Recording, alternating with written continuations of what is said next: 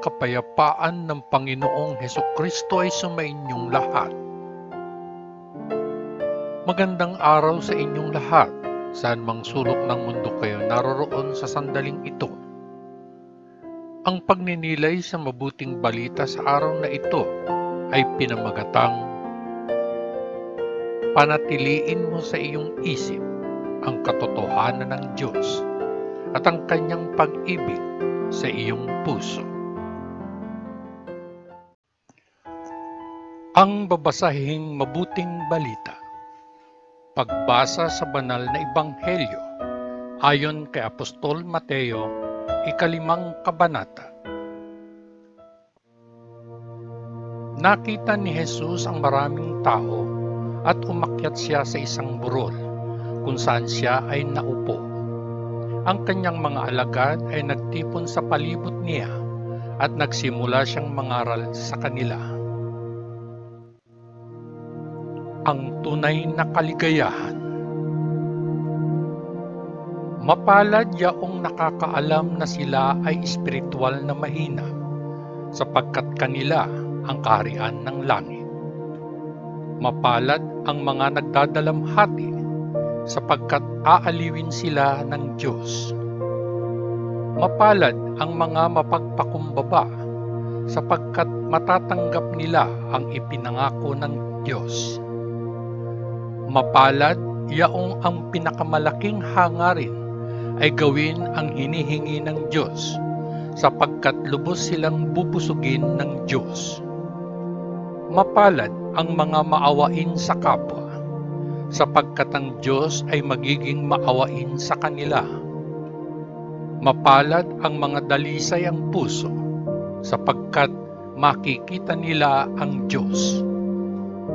Mapalad ang mga gumagawa para sa kapayapaan, sapagkat tatawagin sila ng Diyos na kanyang mga anak. Mapalad ang mga inuusig dahil ginagawa nila ang hinihingi ng Diyos, sapagkat sa kanila ang kaharian ng langit. Mapalad kayo kapag iniinsulto kayo ng mga tao at pinag-uusig kayo at pinagsasabihan kayo ng lahat ng uri ng masasamang kasinungalingan laban sa inyo, dahil kayo ay aking mga tagasunod. Maging masaya at magalak, sapagkat isang malaking gantimpala ang nakalaan para sa inyo sa langit, sapagkat ganito pinag-usig ang mga propeta na nabuhay bago kayo. Asin at liwanag. Kayo ay parang asin para sa buong sangkatauhan. Ngunit kung ang asin ay mawawala ng alat, walang paraan upang ito ay muling mapaalat. Ito ay naging walang halaga, kaya ito ay itinapon at tinatapakan ng mga tao. Kayo ay tulad ng liwanag para sa buong mundo. Ang isang lungsod na itinayo sa isang burol ay hindi maitatago. Walang nagsisindi ng lampara at inilalagay ito sa ilalim ng mangkok. Sa halip ay inilalagay niya ito sa kandilero, kung saan ito ay nagbibigay liwanag sa lahat ng nasa bahay. Sa gayon ding paraan, ang inyong liwanag ay dapat na lumiwanag sa harap ng mga tao, upang makita nila ang mabubuting bagay na inyong ginagawa at purihin nila ang inyong Ama sa langit. Pagtuturo tungkol sa batas. Huwag ninyong isiping naparito ako upang alisin ang kautusan ni Moises at ang mga turo ng mga propeta. Hindi ako naparito upang patayin sila, kundi upang matupad ang kanilang mga turo. Alalahanin na hanggat ang langit at lupa ay umiiral, hindi ang pinakamaliit na punto o ang pinakamaliit na detalye ng kautusan ay mawawala. Hindi hanggang sa katapusan ng lahat ng bagay. Kaya't ang sinumang sumuway, kahit nasa pinakamaliit sa mga utos, at nagtuturo sa iba na gawin din ang gayon, ay magiging pinakamaliit sa kaharian ng langit. Sa kabilang dako, ang sinumang sumusunod sa kautusan at nagtuturo sa iba na gawin din ang gayon, ay magiging dakila sa kaharian ng langit. Sinasabi ko sa inyo kung gayon, na makapapasok lamang kayo sa kaharian ng langit kung kayo ay higit na tapat kaysa sa mga guro ng kautusan at mga Pariseyo sa paggawa ng mga hinihingi ng Diyos. Pagtuturo tungkol sa galit. Narinig ninyo na sinabi sa mga tao noong nakaraan, "Huwag kang pumatay, sino mang gumawa nito ay dadalhin sa paglilitis." Ngunit ngayon ay sinasabi ko sa inyo, ang sino mang magalit sa kanyang kapatid ay dadalhin sa paglilitis. Ang sino mang tumatawag sa kanyang kapatid na wala kang kwenta ay dadalhin sa harap ng konseho. At sino mang tumatawag sa kanyang kapatid na walang kwentang hangal ay nanganganib na mapunta sa apoy ng impyerno. Kaya kung iaalay ninyo ang inyong handog sa Diyos sa altar, at doon ninyo naalala na ang inyong kapatid ay may laban sa inyo, iwanan ninyo ang inyong handog doon sa harap ng altar. Humayo kayo kaagad at makipagpayapaan sa inyong kapatid. At pagkatapos ay bumalik kayo at ialay ang inyong handog sa Diyos.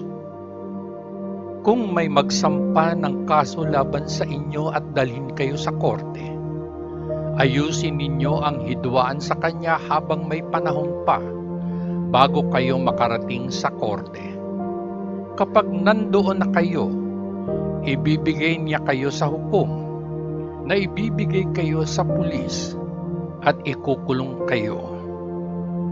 Doon kayo mananatili, sinasabi ko sa inyo, hanggang sa mabayaran ninyo ang huling sentimo ng inyong multa. Pagtuturo tungkol sa pangangalunya.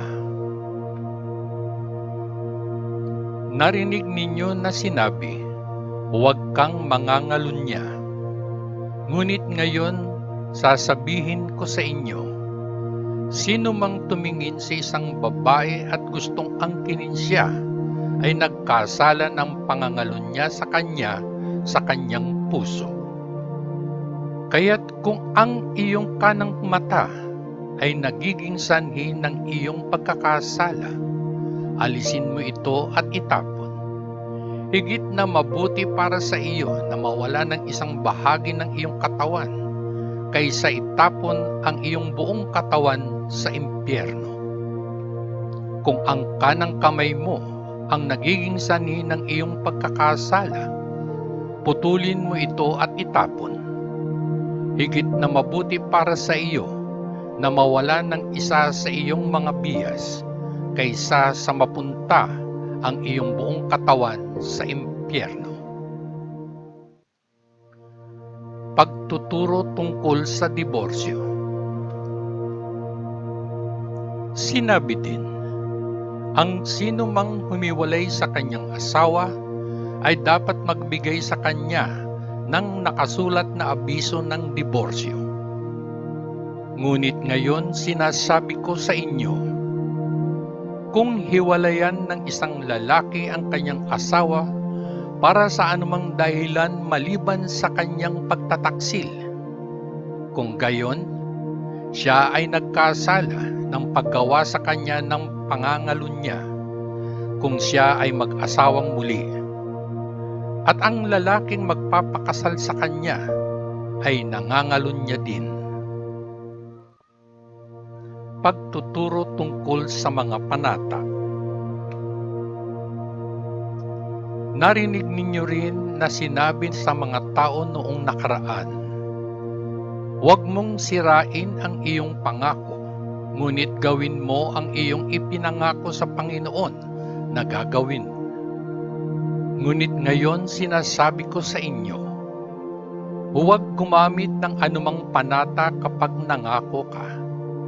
Huwag sumumpa sa langit sapagkat ito ang trono ng Diyos, ni sa pamamagitan ng lupa sapagkat ito ang pahingahang dako ng kanyang mga paa, ni sa Jerusalem sapagkat ito ang lungsod ng dakilang hari. Huwag kang manumpa sa pamamagitan ng iyong ulo, dahil hindi mo magagawang mapaputi o mapaitim ang iyong buhok. Sabihin mo lang oo o hindi. Anumang iba pang sasabihin mo ay galing sa masama.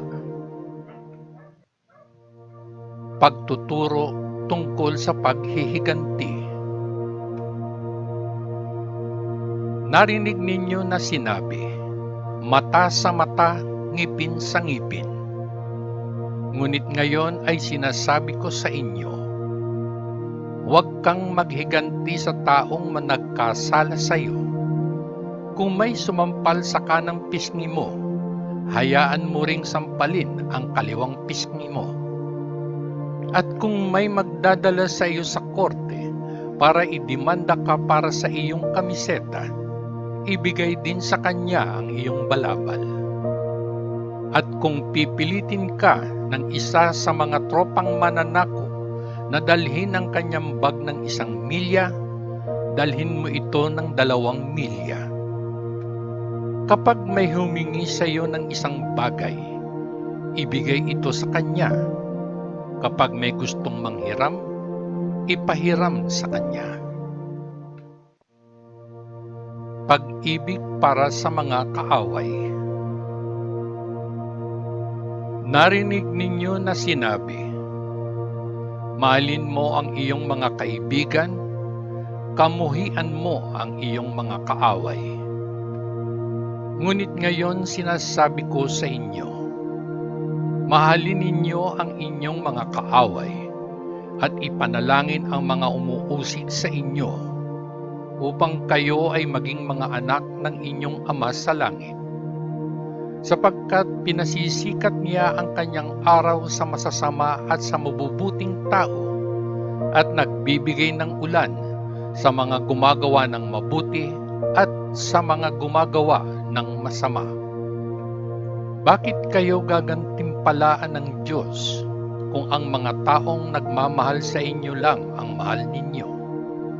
Kahit na ang mga maniningil ng buwis ay ginagawa iyon. At kung nakikipag-usap lang kayo sa inyong mga kaibigan, may nagawa ba kayong kakaiba? Kahit na ang mga pagano ay ginagawa iyon. Dapat kayong maging perpekto, gaya ng inyong Ama sa langit ay perpekto. Ang mabuting balita ng ating Panginoon. Salamat sa Diyos Ama sa langit, sa ngalan ng Panginoong Hesukristo. Amen. Ang pagninilayang mabuting balita. Pagbasa sa banal na ebanghelyo ayon sa 2 liham ni Apostol Pablo sa mga taga-Korinto, 2 kabanata, mula 1 talata hanggang 11 talata. Kaya nagpasya ako na hindi na ako gagawa ng isa pang masakit na pagbisita sa inyo, sapagkat kung pinahihirapan ko kayo, sino pa ang natitira upang ako'y pasayahin kundi kayo na aking pinalungkot? Isinulat ko ang gaya ng ginawa ko upang pagdating ko ay hindi ako mabalisa sa mga dapat magpasaya sa akin. Nagkaroon ako ng tiwala sa inyong lahat, na lahat kayo ay makakasama ng aking kagalakan. Sapagkat sumulat ako sa inyo mula sa matinding kabagabagan at dalamhati ng puso at ng maraming luha, hindi para pighatiin kayo, kundi para ipaalam sa inyo ang lalim ng pagmamahal ko sa inyo. Kung ang sino man ay nagdulot ng kalungkutan, hindi niya ako gaanong pinalungkot tulad ng pagdadalamhati niya sa inyong lahat. Sa ilang mga lawak, hindi para mas palubayin ito. Sapat na para sa kanya ang parusang ipinataw sa kanya ng nakararami. Ngayon sa halip, dapat ninyo siyang patawarin at payapain upang hindi siya madaig ng labis na kalungkutan. Hinihimo ko kayo kung gayon na muling pagtibayin ang inyong pagmamahal sa Kanya. Ang dahilan kung bakit ako sumulat sa inyo ay para makita kung matitiis ninyo ang pagsubok at maging masunurin sa lahat ng bagay. Kung pinatawad ninyo ang sino man, pinapatawad ko rin siya. At kung ano ang aking pinatawad, kung mayroon mang bagay na dapat patawarin, ako ay nagpatawad sa paningin ni Kristo alang-alang sa inyo, upang hindi tayo malinlang ni Satanas, sapagkat hindi natin alam ang kanyang mga pakana. Ang mabuting balita ng ating Panginoon. Papuri sa dakilang Diyos Ama sa kaitaasan, sa ngalan ng Panginoong Hesukristo. Amen. Muli akong bumabati sa inyong lahat. Magandang araw sa inyong lahat, saan mang sulok ng mundo kayo naroroon sa araw na ito. Gayon din binabati ko kayong lahat ng isang manigong bagong taon. Sa araw na ito, isa na namang magandang artikulo ng pagninilay ang nais kong ibahagi sa inyo. Ito ay isinulat ni Mr. Martin D. Haan II at pinablish sa Our Daily Bread magazine. At ito ay pinamagatan niyang Four-Eyed Living. Salin sa ating wika, pamumuhay na may apat na mata. Sinimulan ni M.R. dito ang kanyang artikulo ng ganito. Isang isdang anableps na matatagpuan sa hilagang bahagi ng South America ay tinawag na apat na mata dahil alam nito kung paano gawin ang pinakamahusay sa dalawang mundo. Dinisenyo ng lumikha ang malalaking mata nitong nakaumbok na may air lens sa itaas na kalahati at isang water lens sa kalahating ibaba. Habang naglalayag ito sa ibabaw ng tubig, nagagawa nitong tingnan ang mundo sa itaas at ang mundo sa ibaba. Ayon kay M.R. dito, kung wawariin daw natin ang mga katangiang ito, tayong mga mananampalataya ni Kristo ay dapat nakatulad ng maliit na isdang ito. Sa ating buhay, kailangan nating tumingin sa itaas sa langit at gayon din sa baba, sa mundo sa paligid natin. Patuloy niya, ang makalangit na tingin ay nagbibigay daan sa atin na tumuon sa sinasabi ng Diyos na totoo at tama. At ang makalupang tingin ay tumutulong sa atin na makakita ng mga pagkakataong magpakita ng malakristong habag sa mga taong nasilo ng kasalanan. Sa pagpapatuloy ni M.R. dito, sinabi niya na balikan daw natin ang Ebanghelyo ni Apostol Mateo sa 5 kabanata mga talata 6 at 7 nang magpahayag si Jesus sa ibabaw ng burol tungkol sa paghahanap ng katuwiran at pagpapakita ng awa. Sinabi ni Jesus, "Mapalad yaong ang pinakamalaking hangarin ay gawin ang hinihingi ng Diyos, sapagkat lubos silang bubusugin ng Diyos. Mapalad ang mga maawain sa kapwa, sapagkat ang Diyos ay magiging maawain sa kanila. Pahayag pa ni M.R. dito na pinatibay daw ni Apostol Pablo ang dalawang konseptong ito nang sabihin niya sa mga taga-Korinto na itaguyod ang mga pamantayan ng Diyos, ngunit magpakita rin ng awa sa isang nagsisising kapatid. Una nating basahin ang unang Korinto, 5 kabanata mula unang talata hanggang 5 talata. Talagang iniulat na mayroong sexual na imoralidad sa inyo at isang uri na hindi nangyayari kahit sa mga pagano. Ang isang lalaki ay inasawa ang asawa ng kanyang ama at ipinagmamalaki mo. Hindi ba dapat ay napuno ka ng kalungkutan at iwasan ang taong gumawa nito? Kahit nawala ako sa pisikal, kasama ninyo ako sa espiritu, at naipasak ko na ang paghatol sa gumawa nito na para bang naroroon ako. Kapag kayo ay nagtitipon sa pangalan ng ating Panginoong Hesus, ako ay sumasa inyo sa espiritu, at ang kapangyarihan ng ating Panginoong Hesus ay naroroon. Ibigay ang taong ito kay Satanas upang ang makasalanang kalikasan ay masira at ang kanyang espiritu ay maligtas sa araw ng Panginoon. At pagkatapos, sunod nating basahin ang 2 Korinto, kabanata 2, mula unang talata hanggang 7 talata.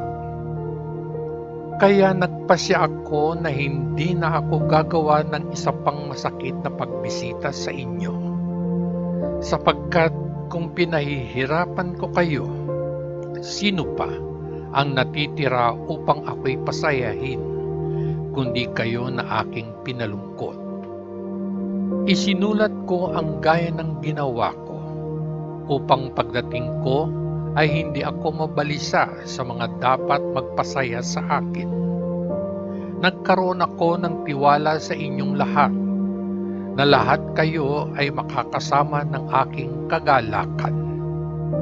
Sapagkat sumulat ako sa inyo mula sa matinding kabagabagan at dalamhati ng puso at ng maraming luha, hindi para pighatiin kayo, kundi para ipaalam sa inyo ang lalim ng pagmamahal ko sa inyo. Kung ang sino man ay nagdulot ng kalungkutan, hindi niya ako gaanong pinalungkot, tulad ng pagdadalamhati niya sa inyong lahat, sa ilang mga lawak, hindi para mas palubain ito. Sapat na para sa kanya ang parusang ipinataw sa kanya ng nakararami. Ngayon sa halip, dapat ninyo siyang patawarin at payapain upang hindi siya madaig ng labis na kalungkutan. Sa pagtatapos ni M.R. dito ay ipinahayag niya ito. Walang sino man ang nasa mas mahusay na posisyon upang makita ang parehong mundo ng malinaw kaysa sa mga taong may Kristo na nabubuhay sa puso nila.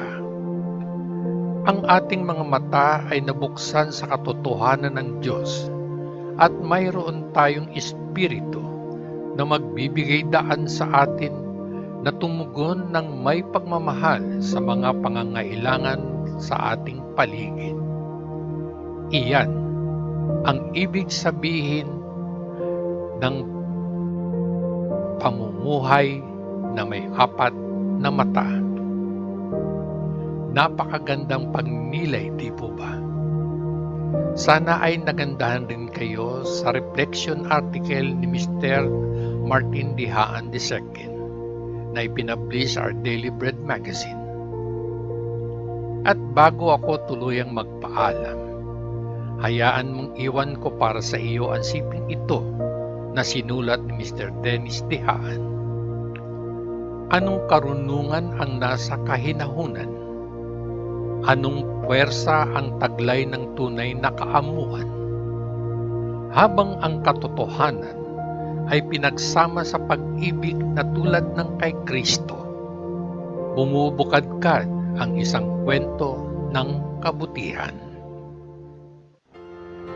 Hanggang sa muli, manigong bagong taon sa inyong lahat. At patnubayan at pagpalain nawa tayong lahat ng dakilang Diyos Ama sa langit, sa ngalan ng Panginoong Hesukristo na ating manunubos. Amen. Amen. Amen. Peace.